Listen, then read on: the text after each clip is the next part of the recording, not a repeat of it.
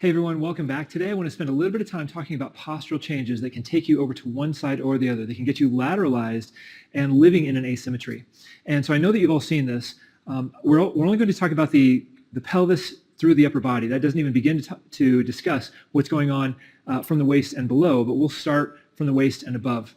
So I know that you've seen people with one shoulder lower than the other. And if you think about those postural changes, if they're normalized to one side, if they're lateralized to one side. So for instance, if my right shoulder is lower, which tends to be more common, if my right shoulder is lower, that automatically means that as my right shoulder dips down, several things have to happen across the kinematic chain.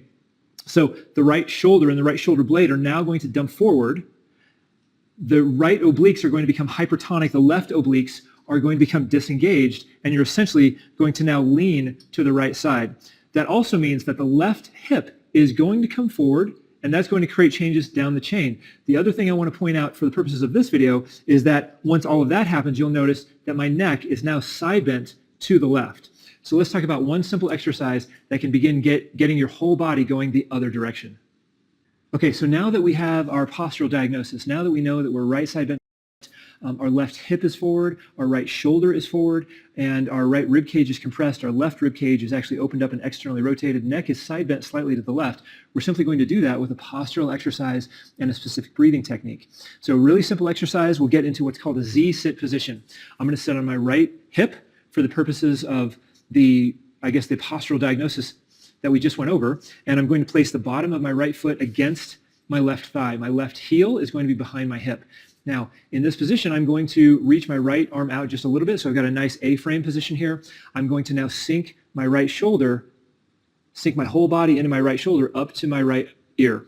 So in this position now, because the right shoulder is raised, I've now taken my neck out of that left side bending position, and it's more in terms of relative posture, relative position. My neck is now more side bent to the right. I've opened up my right rib cage. I've elongated my right obliques, compressed my left obliques. Left rib cage is more compressed. I'm going to make sure that my knee is in line with my hip, in line with my shoulder, and now I'm simply going to breathe. I'm going to open up the right rib cage, re-engage those left obliques, and I'm also going to maintain good head posture. I'm not going to allow myself to come out of that posture as I breathe. One of the faults that I see frequently is that when people breathe in, they tend to push away. We want to keep that shoulder raised, and we want to affect our neck posture as well. Long, slow, silent inhale through the nose. Long, slow exhale through the mouth with big emphasis on those left obliques and that left rib cage. Squeeze that air out. Feel that left rib cage engage.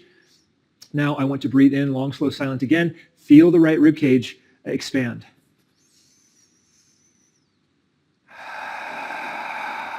The longer and slower and more silent that inhalation is, the more expansion you're going to feel at that rib cage. Gradually over time, you're going to see that right shoulder come up as you stand in a neutral posture in your day-to-day activities.